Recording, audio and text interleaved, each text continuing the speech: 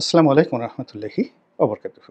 সম্মানিত দর্শক, ইরান এবং ইসরায়েলের যে যুদ্ধ, এটি বর্তমান অন্তর্বর্তীকালীন সরকারকে নানামুখী যন্ত্রণার মধ্যে ফেলে দিয়েছে। কতগুলো বাস্তব সমস্যা, যে সমস্যাগুলো সরকারের মাথায় ছিল না। যেমন তেলের দাম বেড়ে গেছে। ২ নম্বর হলো যে কাতার থেকে আমরা যে এলএনজি আনতাম, সেই এলএনজির সরবরাহটা এই মুহূর্তে ভীষণ রকম ঝুঁকির মধ্যে পড়েছে। তৃতীয়ত, যদি যুদ্ধ দীর্ঘস্থায়ী হয় এবং হরমুজ প্রণালী বন্ধ করে দেয় ইরান, তাহলে আমাদের যে পুরো জ্বালানি সেক্টর দীর্ঘমেয়াদে যে সমস্যার মধ্যে পড়বে, ওটি ডক্টর মোহাম্মদ ইউনূস সরকারের মোকাবেলা করার মতো অর্থনৈতিক অবস্থা নেই। তারপরে স্ট্রাকচারাল যে কাঠামো, প্রশাসনিক যে কাঠামো, সেটা নেই। লাইন অফ সাপ্লাই সেটাও নেই। শেখ হাসিনার জামানাতে আমরা জ্বালানি তেলের একটা বিরাট অংশ ভারত থেকে আমদানি করতাম এবং ভারত ইরান থেকে তেল আনতো, তারপর যেটা ক্রুড অয়েল রাশিয়া থেকে তেল আনতো এবং সেটা রিফাইন্ড করে তারা আবার যে এক্সপোর্ট করতো সেটা পাইপলাইনের মাধ্যমে আমরা আনতাম। সেই সাপ্লাইটি এখন আদৌ আছে কি না, ভারতের সঙ্গে সেই লেনদেনটা আছে কিনা আমরা জানি না। ২ নম্বর হলো যে আমরা ইতিপূর্বে সেই এলএনজির জন্য আমরা স্পট মার্কেট থেকে যেভাবে কিনতাম, সেই সাপ্লাইটিও এখন আগের মতো নেই। এর কারণ হলো যে ওই সমস্ত কর্মকাণ্ডের সঙ্গে সালমান এফ রহমান, বিপু, গং, মানে জ্বালানি যে মন্ত্রী ছিল, তাদের সেই সিন্ডিকেটটা চালু ছিল। সেই সিন্ডিকেটের সঙ্গে অনেকেই জড়িত ছিল। এখন সেই সিন্ডিকেটটা সক্রিয় আছে কিনা আমি জানি না। ফলে এই যে আমাদের যে জ্বালানির সংকটটা এই যুদ্ধের ফলে শুরু হয়ে যাবে, যেটি এই সরকারের জন্য একটা রীতিমতো মানে মহাবিপদ, মহাবিপত্তি হয়ে দেখা দেবে। এই গেল এক।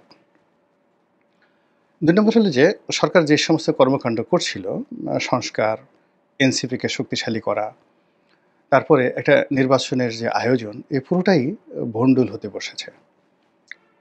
যারা বাংলাদেশের আশাবাদী মানুষ, তারা অনেকে আশা করেছিলেন যে ২০২৫ সনের ডিসেম্বরে নির্বাচন হবেন। আমার সঙ্গে বিএনপির বেশ কয়েকজন সিনিয়র নেতৃবৃন্দ একান্ত ঘরোয়া বৈঠক, একেবারে টপ, যেটা বলা হয় বিএনপির জাতীয় স্থায়ী কমিটির ধরুন ৪ জন সদস্য। আমাদের একটা প্রায় ঘরোয়া বৈঠক ছিল, সেখানে আমিও ছিলাম, একেবারে ক্লোজ ডোর মিটিং, একটা পারিবারিক অনুষ্ঠানে। তাও কত ৪-৫ মাস আগের ঘটনা। তো সেখানে বিএনপির এই মুহূর্তে যারা সবচেয়ে প্রভাবশালী যিনি আছেন, তো তিনি একেবারে জিদ করে বললেন যে, রনি ভাই লিখে রাখেন যে ডিসেম্বর মধ্যে নির্বাচন হবে, এর বাইরে যাওয়া যাবে না। তো আমি তাকে বললাম যে হলে ভালো, আলহামদুলিল্লাহ, কিন্তু ভাই আপনাকে আমি বলছি এতটা আশাবাদী হবেন না, ডিসেম্বরে নির্বাচন হচ্ছে না। এখন সেই ডিসেম্বরের নির্বাচনটা মানে সেই নেতাই বা সেই নেতারাই এখন ফেব্রুয়ারিতে করার জন্য সরকারের নিকট অনুনয় বিনয় করছে। এই গেল এক। ওই বৈঠকে বিএনপির সবচেয়ে জনপ্রিয় এবং যাকে বলা হয় এই মুহূর্তে বিএনপির মধ্যে যে ইন্টারকানেক্টেড শীর্ষ নেতা যারা, যে কিনা একই সঙ্গে দেশি বিদেশি, বিএনপির সঙ্গে অন্য রাজনৈতিক দলের সবচেয়ে বড় নেগোশিয়েটর যিনি আছেন, তো তিনি আমাকে জিজ্ঞাসা করলেন যে, রনি ভাই কী হবে, কী হবে? আমি বললাম যে, কী আর হবে, আপনাদেরকে আবার পালাতে হবে। মানে ইলেকশন যদি না হয়, আর্মি যদি ক্র্যাকডাউনে যায়, পুলিশ যদি ক্র্যাকডাউনে যায়, তাহলে আপনাদেরকে পালাতে হবে আবার। তো ভদ্রলোক জ্ঞানী মানুষ, বুদ্ধিমান মানুষ, ফ্রেন্ডলি, বহুদিন ধরে তার সাথে আমার বন্ধুত্ব, সেই ২০০৯ সন থেকে পারিবারিক সম্পর্ক। তো তার মুখটা কালো হয়ে গেল। বিএনপির মহাসচিবও ছিলেন, তিনি মাথাটা নুইয়ে রাখলেন। আজকের দিনের যে খবর, সেটা খবর হলো যে এই যে কুমিল্লাতে বিএনপির এক নেতাকে থানা পুলিশ পিটিয়ে মেরে ফেলেছে। এই যে শুরু হলো। আর বিএনপির যত চাঁদাবাজ আছে, যা কিছু আছে, সম্ভাব্য প্রার্থী যারা আছে, যারা এই অপকর্মের সাথে জড়িত, তাদেরকে গোয়েন্দা নেটওয়ার্কের মধ্যে ফেলে সেনাবাহিনী, পুলিশ এমন একটা অবস্থায় রেখেছে, ১ ঘন্টার মধ্যে, উইদিন 30 মিনিটস, ১ ঘন্টা লাগবে না, ৩০ মিনিটের মধ্যে অন্ততপক্ষে এরকম সারা বাংলাদেশ থেকে ৫,০০০ চিহ্নিত চাঁদাবাজ, যারা নিন্দিত, যাদেরকে ধরলে এলাকায় মিষ্টি বিতরণ হবে, এই প্রস্তুতি নিয়ে প্রশাসন বসে আছে। তো যেটা বলছিলাম যে এরকম যে একটা অবস্থা, সেই অবস্থার মধ্যে কল্যাণে ছাড়েন যে ইরাক এবং ইরান, জর্ডান, এমনকি সৌদি আরব, তারা যেভাবে ইরানের পক্ষে ঐক্যবদ্ধ হচ্ছে, আবার ইসরায়েলের যারা বন্ধু, প্রকৃত বন্ধু, তারা কেউ টু শব্দ করতে পারছে না, ইনক্লুডিং ভারত। ইসরায়েলের সঙ্গে কৌশলগত সম্পর্ক তুরস্কেরও আছে, কিন্তু তুরস্ক যুদ্ধ করার জন্য প্রস্তুতি নিচ্ছে, ইসরায়েলের পক্ষে না। আবার ভারত এখানে যে কৌশলগত অবস্থার মধ্যে পড়েছে, ভারতের একটা বিশাল ইনভেস্টমেন্ট রয়েছে, কয়েক বিলিয়ন বিলিয়ন ডলার, সরকারি এবং বেসরকারি, বন্দর খাতে এবং অন্যান্য খাতে, কনস্ট্রাকশন থেকে শুরু করে অবকাঠামো নির্মাণে, ইসরায়েলে এবং ইরানে। এবং ইসরায়েলের সাথে ইরানে তাদের ইনভেস্টমেন্ট বেশি, এবং দুই জায়গাতেই তারা ধরা খেয়েছে।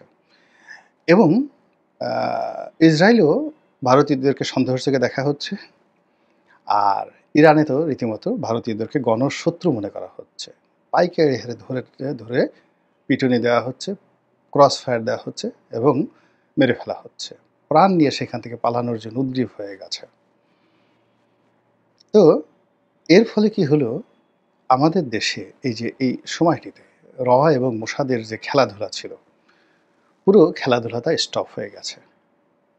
এই মুহূর্তে বাংলাদেশে রয়ের এবং যাকে বলা হয় মোসাদের যে কার্যক্রমের যে যোগান ছিল, এটা ডিফিউজ বা ফিউজড হয়ে গেছে। এখানে যারা এজেন্ট আছে মোসাদের বা রয়ের, তাদের সঙ্গে এই মুহূর্তে দিল্লির কোনো যোগাযোগ নেই, তাদের সঙ্গে এই মুহূর্তে ইসরায়েলের কোনো যোগাযোগ নেই।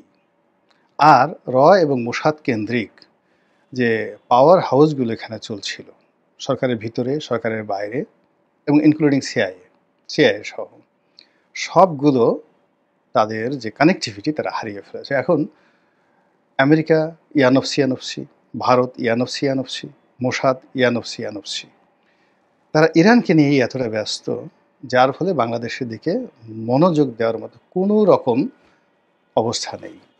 এখন ডক্টর মোহাম্মদ স্বয়ং ইনু যদি আমেরিকাতে যান, তো সেখানে পররাষ্ট্র মন্ত্রণালয়ের কারোর সঙ্গে তিনি দেখা করতে পারবেন না, মানে মার্কিন স্টেট ডিপার্টমেন্টের কারোর সঙ্গে তিনি দেখা করতে পারবেন না। চেষ্টা করে দেখেন, তিনি যেভাবে ইংল্যান্ডে গিয়ে হোটেলে বসেছিলেন এবং সেখানে গিয়ে তিনি যেভাবে একেবারে বাধ্য হয়ে শেষ পর্যন্ত তারেক রহমান সাহেবের সঙ্গে বৈঠক করে তার মুখ রক্ষা করেছেন, এখন তিনি যদি আমেরিকাতে যান, সেক্ষেত্রে কার সঙ্গে তিনি মুশফিক ফজল আনসারির সঙ্গে বড়জোর বৈঠক করতে পারেন। তারপর ওখানে যদি বিএনপির কোনো নেতা হয়, বা তিনি যদি মনে করেন যে সজীব ওয়াজির জয়ের সঙ্গে দেখা করতে চান, জয় তার সঙ্গে এই মুহূর্তে দেখা করবেন কিনা আমি বলতে পারবো না। এরকম একটা অবস্থা তৈরি হয়ে গেছে। This is the reality. তো এই রিয়ালিটিতে ডক্টর মোহাম্মদ ইউনূস সরকারের জন্য কী সমস্যা হতে পারে? হতে পারে সেই সমস্যা, যে সমস্যাটা এখন ইসরায়েলের হচ্ছে। অর্থাৎ ইসরায়েলকে আরব বিশ্ব যেভাবে ভয় পেত, ইরান যেভাবে ভয় পেত যে তারা 1 মিনিটের মধ্যে সব কিছু উলটপালট করে দিতে পারে, সেই ভয়টা কেটে গেছে। কেটে যাওয়ার ফলে কি হচ্ছে, ইসরায়েল তাকে সেটাই নিয়ে যুদ্ধ করতে হচ্ছে। অর্থাৎ তার যা কিছু আছে এবং সে যা কিছু করতে পারে, দ্য রিয়েলিটি, এখানে ফুলিয়ে ফাঁপিয়ে কোনো কিছু করার সুযোগ নেই ইসরায়েলের এই মুহূর্তে। এবং ইসরায়েলকে এখন আমাদের যেটা মনে হচ্ছে, সেটা হলো ইসরায়েলকে আমরা যেটা মনে করতাম, অর্থাৎ ইসরায়েলের ক্ষমতা যদি 1 থাকে, আমরা সেটাকে 100 গুণ বড় করে ইসরায়েলের ভয় পেতাম। আবার ইরানকে আমরা যত ছোট মনে করতাম, ইরানের এখন যে শক্তিমত্তা দেখাচ্ছে, সেই শক্তিমত্তার 100 ভাগের 1 ভাগ আমরা তাকে মনে করতাম, ইরানকে। তাহলে ওইদিকে যদি 100 আর এদিকে 100, এই দুটো যদি পূর্ণ করেন, তাহলে দুইয়ের মধ্যে ডিফারেন্স হয়ে গেছে 10,000 গুণ। 100 × 100, 10,000 গুণ ডিফারেন্স হয়ে গেছে বিটুইন ইসরায়েল অ্যান্ড ইরান। বাংলাদেশে একই অবস্থা। বাংলাদেশের ডক্টর মোহাম্মদ ইউনূসকে আমরা প্রথম থেকেই, তিনি যা তার চেয়ে 100 গুণ আমরা বড় করে তাকে দেখেছি। তিনি নোবেল লরিয়েট। ডক্টর ইউনূসের মহাজ্বালানিয়া মোসাদকে নিয়ে গুরুত্বপূর্ণ তথ্য দিল গোলাম মাওলা রনি। ইম্মানুয়েল ম্যাক্রো, আমেরিকার যে মানে ফ্রান্সের প্রেসিডেন্ট, কিয়ার স্টারমার ব্রিটিশ প্রধানমন্ত্রী, সংযুক্ত আরব আমিরাতের যিনি শাসক রয়েছেন, দুবাইয়ের শাসক, আবুধাবির শাসক, এরা সব ইউনূস বন্দনা করেন। ইউনূস সাহেব যদি চান চীনের প্রেসিডেন্ট হাসে। তারপরে ইউনূস সাহেব যদি ডিজায়ার করেন কাতারের আমির বাংলাদেশে উড়ে চলে আসে। কিন্তু আমরা গত কয়েক মাসে যেটা দেখেছি সব বোগাস বোগাস বোগাস। তিনি ফ্রান্সের একটা অনুষ্ঠানে যাননি ডক্টর মোহাম্মদ ইউনূস। এর কারণ হলো শত চেষ্টা করেও ইম্মানুয়েল ম্যাক্রোর সঙ্গে তিনি একটা বৈঠক করতে পারেননি, সাইড লাইনে হলেও না। একটা ছবি তোলার মতো অবস্থা তার তৈরি হয়নি, ফলে তিনি রাগ করে ফ্রান্সেই যাননি। অথচ বিদেশে যাওয়ার জন্য তিনি যে কী উদ্গ্রীব, ওখানে গুরুত্বপূর্ণ একটা বৈঠক ছিল। অথচ লন্ডনে তিনি যে কাজে গেছেন তার চেয়ে 1000 গুণ গুরুত্বপূর্ণ বৈঠক ছিল ফ্রান্সে, তিনি সেখানে যাননি জলবায়ু সংক্রান্ত। কাতারে তিনি গেছেন, সেখানে আমিরের সঙ্গে তিনি বৈঠক করতে পারেননি। এরপর তিনি জাপানে গেছেন। জাপানে গিয়ে একটা বৈঠক করেছেন বটে, তবে সেই বৈঠকটা কেবলই মাত্র জাপানকে দেওয়ার জন্য। জাপান বাংলাদেশের একটা প্রকল্পে, ভারতের জন্য যে প্রকল্পটা হয়েছে, অর্থাৎ শেখ হাসিনার জমানাতে ভারত মানে বাংলাদেশের যে ইন্টারনাল কানেক্টিভিটি, রেল ব্যবস্থা, এই রেল ব্যবস্থা নির্মাণের জন্য একটা চুক্তি করেছে এবং সেই কাজটি জাপানি কোম্পানিকে দেওয়া হয়েছে।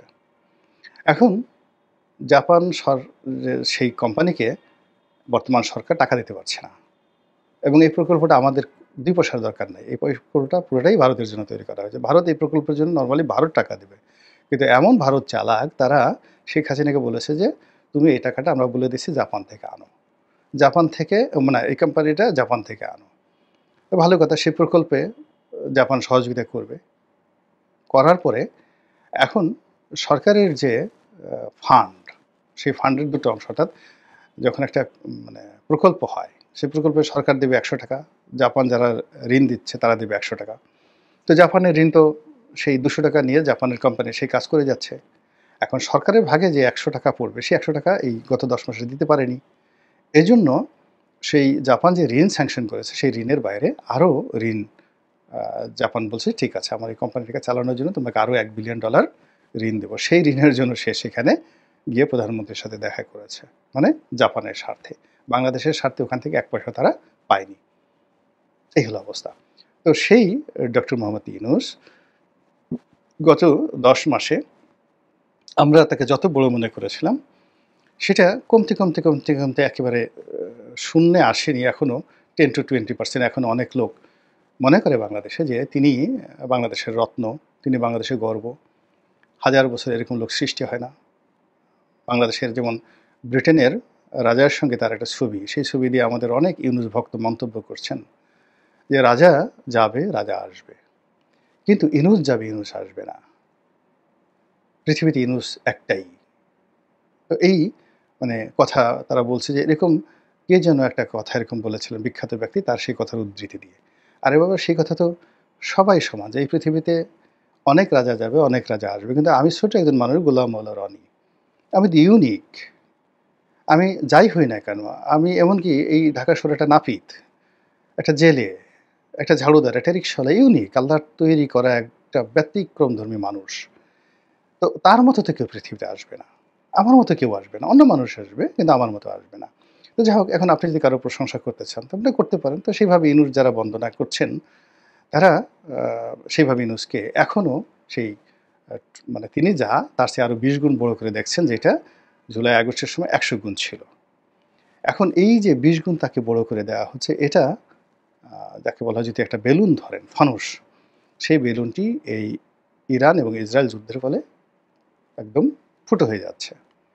ফলে এখন ডক্টর মোহাম্মদ ইউনূসকে আমেরিকার ভয় দেখিয়ে, ইসরায়েলি লবির ভয় দেখিয়ে, ইউরোপের ভয় দেখিয়ে এই বাংলাদেশের একটা তেলাপোকাকেও নিয়ন্ত্রণ করা সম্ভব নয়। ফলে এখন সত্যিকার অর্থে ইজ দ্য টাইম যেখানে he has to prove himself. I am doctor Yunus, I can do XYZ, I can't do XYZ। তিনি যেটা পারবেন সেটাই তাকে এখন করে দেখাতে হবে, আর তিনি যেটা পারবেন না সেটাও এই মুহূর্তে তাকে প্রমাণ করতে হবে এবং এটা ধরা পড়ে যাবে না। এবং কোনো রকম তাকে নিয়ে আবেগ এই সময়টাতে কাজ করবে না। এই সময়টাতে তেলের মূল্য, এই সময়টাতে অ্যাডমিনিস্ট্রেটিভ যে সকল সমস্যা রয়েছে, এই সময়টাতে বিএনপির সাথে তার যে দূরত্ব রয়েছে, যা কিছু রয়েছে পুরোটাই অ্যাব অরিজিনাল হয়ে যাবে। Not only original, aboriginal. সেই অ্যাব অরিজিনাল পরিবেশ এবং পরিস্থিতি তার জন্য যে কতটা বিপদ এবং বিপত্তি আগামীতে ডেকে নিয়ে আসবে, শুধু অপেক্ষা করুন আর দেখতে থাকুন। আল্লাহ আমাদের সবাইকে হেদায়েত দান করুন এবং হেফাজত করুন। আসসালামু আলাইকুম ওয়া রাহমাতুল্লাহি ওয়া বারাকাতুহু।